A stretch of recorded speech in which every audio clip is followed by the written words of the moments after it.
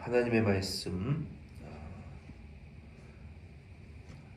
에스겔 36장 26절로 27절 말씀 같이 읽겠습니다.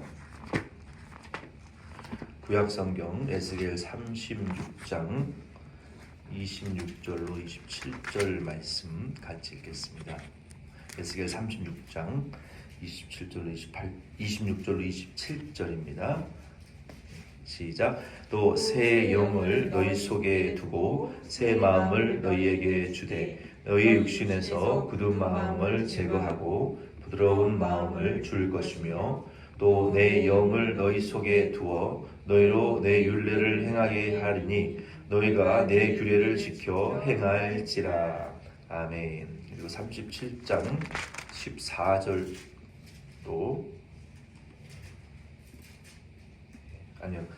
한 군데 신약성경 한 군데 더 읽겠습니다. 디도서 3장 5절로 6절입니다.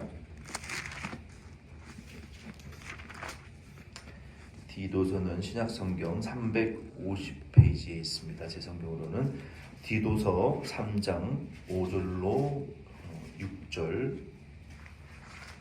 디모데후서 다음입니다. 디도서 3장 5절로 6절 같이 읽겠습니다. 우리를 구원하시되 우리가 행한 바 의로운 행위로 말미암지 아니하고 오직 그의 긍휼하심을 따라 중생의 씻음과 성령의 새롭게 하심으로 하셨나니 우리 구주 예수 그리스도로 말미암아 우리에게 그 성령을 풍성히 부어 주사. 아멘. 우리 성령 하나님의 18가지의 사역 중에 오늘은 10번째 사역을 저희들이 함께 이제 공부하겠습니다. 성령 하나님은 10번째로 부흥 사역을 하신다라고 말할 수 있습니다. 그래서 성령 하나님이 부흥시키신다라는 의미입니다. 하나님께서는 하나님의 그 성령을 중생한 영에게 주시고 그리고 그 중생한 영 안에 성령을 통해서 성령만 주실 뿐만 아니라 은사를 주시고 그리고 믿음 안에서 부른 자들을 회복시키시는 분이십니다. 그래서 이것을 부흥이다라고 말할 수 있어요. 그러니까 예수 믿는 자에게 성령을 주셔서 중생한 증거로 성령을 주실 뿐만 아니라 그 중생한 성도가 신앙생활을 할 수 있도록 은사를 주시고 그리고 회복을 주시는 분이 성령 하나님이시다라고 부흥시키시는 성령 하나님이다라고 말할 수 있습니다. 그래서 성령 하나님께서는 우리가 웨스트민스터 지금 소요리 문답에 우리를 부르시고 그리고 중생하셔서 우리를 부르시고 그리고 우리를 은사를 주셔서 견인하시고 그리고 우리를 거룩하고 영화롭게 하신다라고 그 교리에 말했거든요. 그래서 이 성령 하나님께서는 이처럼 우리를 이제 부흥시키시는 분입니다. 오늘 읽은 말씀이 에스겔 36장 26절로 27절과 37장 14절에 우리를 그와 같이 변화시키시고 또 회복시켜 주시겠다라고 성령 하나님께서는 약속하셨어요. 에스겔 선지자를 통해서 하나님께서 보여주신 그 은혜는 성령 하나님의 완전히 사로잡혀지게 되는 성령 하나님의 역사에 완전히 그러니까 내 힘으로 어떻게 할 수 없을 정도로 그러니까 그 성전 문지방으로부터 흘러나오는 그 생명수의 역사가 처음에는 이 발목을 잠기고 또 무릎과 허리에 잠기고 그리고 내 머리 위로 더 이상 내 스스로 헤엄칠 수 없는 그러한 큰 강물과 바다와 같은 그 성전으로부터 흘러내려오는 성령의 역사의 환상을 에스겔이 보았잖아요. 그래서 성령 하나님께서는 이처럼 우리에게 성령을 부어주셔서 우리의 그 뜻과 의지와 우리의 그 옛사람의 욕심이 너무 강하기 때문에 우리가 틈만 생기면 마귀의 유혹을 받고 예전에 마귀의 종로로 타던 그 습관이 우리 속에 틈만 나면 튀어나오는 거예요. 우리가 잠깐 딴 생각만 해도 우리가 잠깐 약간 곁눈질을 하면은 마귀의 생각에 우리가 사로잡히고 마귀에 다시 종이 되고 마치 옛 그 본성, 원래 그 제 타락한 본성으로 금방 하루아침에 돌아가듯이 회개하고 또 마귀의 종노릇하고 하나님을 노엽게 하는 이런 그 틈만 나면은 우리가 죄를 짓는 그러한 본성이 나오기 때문에 우리에게 성령을 우리가 기도할 때마다 하나님께 우리가 구하고 우리가 하루 365일 24시간 이 성령의 인도와 내 스스로 제어할 수 없을 정도의 그 성령의 이끄심으로 우리가 살아야만이 죄를 짓지 않지, 그렇지 않으면은 틈만 나면 우리는 쉽게 죄를 짓기 때문에 하나님을 참 기쁘시게 하기가 어려운 존재들이에요. 그래서 우리 안에 그러나 소망이 있는 것은 성령 하나님을 우리에게 그렇게 부어주시겠다. 우리의 육신의 생각대로 살지 않고 성령의 인도를 따라서 살 수 있도록 우리에게 성령을 구하는 자에게 부어주시겠다고 약속하셨잖아요. 그래서 예수님께서 구하라, 문을 두드리라, 찾으라. 그것이 기도하는 자에게 문을 두드리고 구하고 찾는 이에게 열리고 제공되어지고 인도되어질 것이다 라고 우리에게 말씀하신 것이 그 성령에 대한 거예요. 성령. 그냥 육신의 것뿐만 아니라 성령을 구하라고 우리에게 약속된 것을 우리에게 말씀하시는 거예요. 하셨던 거예요. 그리고 두 번째는 예수 그리스도가 성령의 사역을, 부흥의 사역을 선포하셨어요. 요한복음 3장 5절로 8절 말씀해 보면은 예수께서 대답하시되 진실로 진실로 내게 이르노니 사람이 물과 성령으로 나지 아니하면 하나님의 나라에 들어갈 수 없느니라. 육으로 난 것은 육이요 영으로 난 것은 영이니 내가 내게 거듭나야 하겠다 하는 말을 놀랍게 여기지 말라. 바람이 임의로 불매 내가 그 소리는 들어도 어디서 와서 어디로 가는지 알지 못하나니 성령으로 난 사람도 다 그러하니라 라고 예수님께서 니고데모에게 하신 그 유명한 말씀이에요. 이 말씀을 이제 구원파는 이제 잘못 풀어가지고 잘못된 이단 사설을 전하는데, 여기서 말하고 있는 이 거듭남이라는 것은 중생을 가리키는 것이고 예수 그리스도를 믿음으로 말미암아 우리가 죄인에서 우리 안에 죽었던 영이 저주받고 하임받은 아담의 죄로 지옥 갈 우리의 영이 어떠한 것으로도 씻겨지지 않는 죄이고 또 용서되어질 수 없는 죄인데 우리 의로우신 하나님의 아들 예수 그리스도께서 당신의 의롭고 보배롭고 거룩하시고 흠도 점도 없으신 그 보배로운 피를 예수님께서 흘리심으로 말미암아 1 더하기 1이 2잖아요. 죄인 더하기 죄인은 1이 아니라 0도 아니고 마이너스예요. 근데 1에다가 1을 보태야 2가 되는 거잖아요. 그렇죠? 의로운 피가 죄인의 피를 용서할 수 있는 거예요. 2 더하기 1이어야 1이 되는 거예요. 남는단 말이에요. 의로운 예수의 피가 죄인의 피를 용서해야 1이, 의가 나타날 수 있는데 죄인이 0이 1을 뺄 수가 없어요. 빼도 플러스가 되질 않아요. 그런 것처럼 예수 그리스도의 보배로운 피로만이 우리의 죄가 먼저 용서되어져야 구원받을 수가 있고 우리의 죄가 없어져야 하나님이 의롭다 하실 수가 있는데, 예수 그리스도께서 믿음으로 행위로 말미암지 않고 율법이 아니라 믿는 자에게 거저 주시는 은혜로 말미암는 사랑의 성령의 법으로 믿는 자에게 그냥 믿으니까 의롭다, 행위로 말미암을 수 없으니까 믿으니까 죄인이 아니라 의인이다 라고 하시는 이 의롭다 하심을 받은 자에게 그 죄사함의 그 선물로 확증으로 성령을 주셨는데, 이것을 성경은 중생이라고 말하는 거예요. 거듭남. 그 중생은 바람이 휙 부는 것처럼, 바람이 오늘 저녁에도 8시부터 바람이 좀 분다는데 동쪽에서 서쪽으로 불지 서쪽에서 북쪽으로 불지 아무도 몰라요. 그런 것처럼 성령으로 난 사람은 내가 언제 거듭났는지 시간과 장소와 때를 기억할 수도 없고, 무화과 나무 열매와 같이 꽃이 없이 피는 열매와 같이 날짜와 시간을 기억하지 못해도 내가 어느 때 중생했는지는 모르겠지만 어느 순간부터인가 예수님이 믿어지고, 어느 순간부터인가 천국이 믿어지고, 어느 순간부터인가 예수의 십자가의 그 보혈의 말을 할 때마다 내 눈에 눈물이 고이고 가슴이 뜨거워지고, 그 예수 구주를 세상 모든 것보다도 사랑한다라고 고백하게 되는 내 이 중생한 자기의 모습을 발견하게 된단 말이에요. 그래서 나도 모르게 예수 그리스도를 믿음으로 중생하는 것이지, 엄마의 뱃속에 들어갔다 나와야 중생하는 것도 아니고, 내가 구원받은 날짜와 시간을 기억해도 해야 구원받는 것도 아니라는 거예요. 그래서 이 중생이라는 것은 예수 믿는 자에게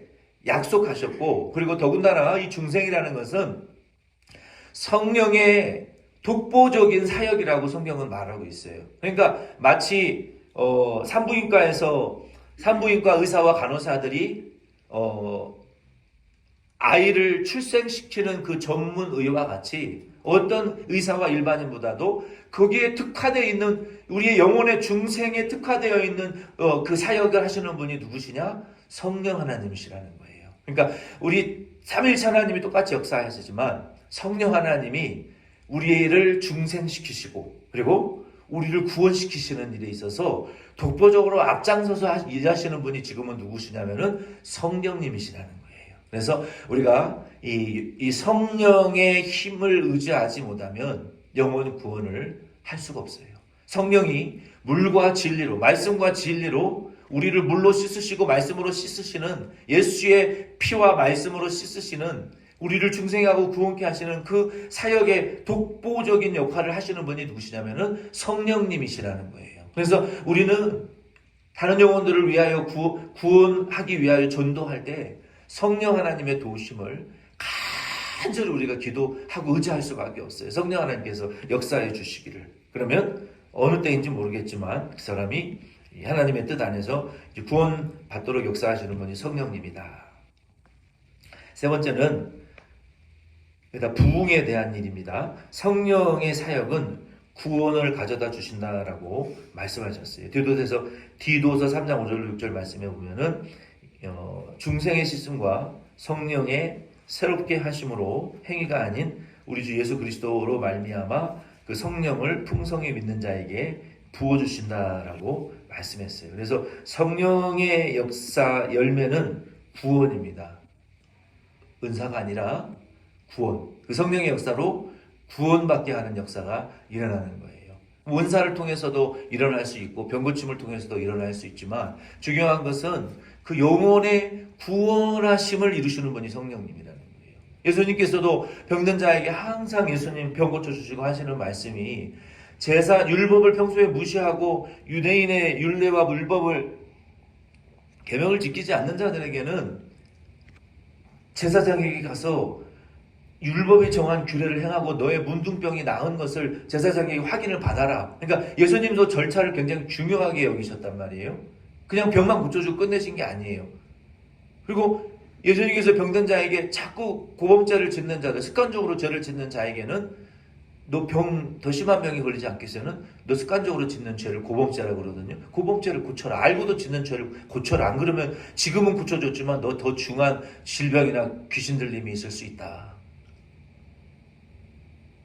믿음이 없고 늘 불신하고 의심하는 자에게는 내가 믿느냐? 믿습니다. 믿느냐? 확실히 믿느냐? 할 수 있거든요. 무슨 말이냐? 믿는 자에게 능치면, 의심이 많은 자에게는 의심을 깨뜨려 주시고 확신을 주시고, 소극적인 자에게는 소극적인 그 소극성을 깨뜨리시고, 믿는 자에게는 능치 못함이 없느니라. 할 수 있거든요. 무슨 말이냐?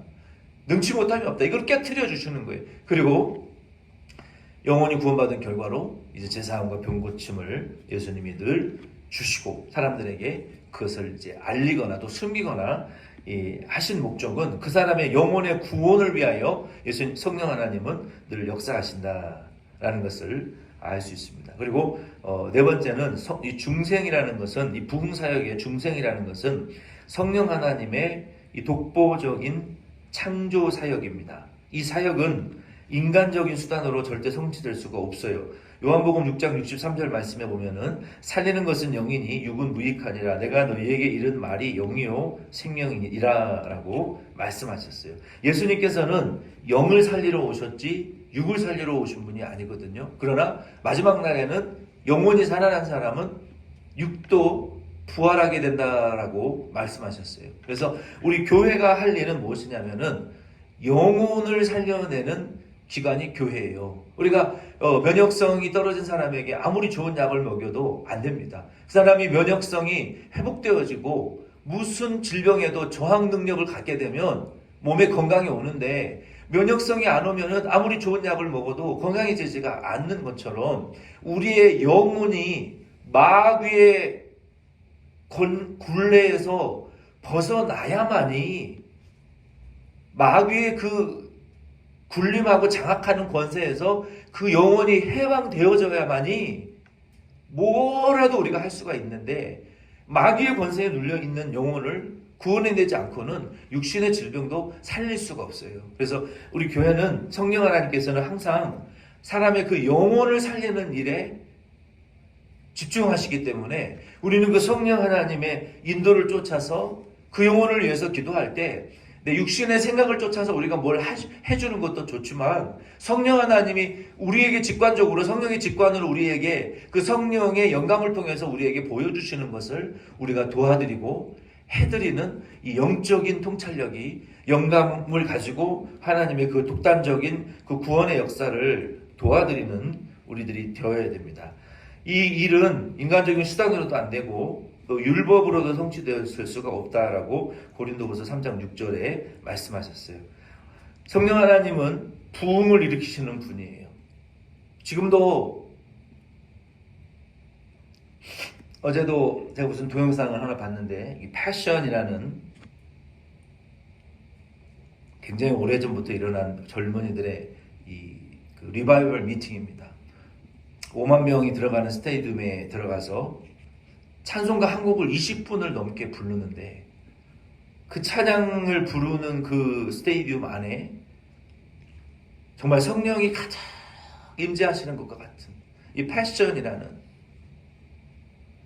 Holy is the name, 이 찬양을 20분을 계속 그 젊은이들이 모여서 엎드려서 하나님 앞에, 5만 명이 그 스테디움, 제가 정확히 어딘지 모르겠지만 거기 모여서 부르는 찬양이 얼마나 뜨겁고 은혜로운지 모르겠어요.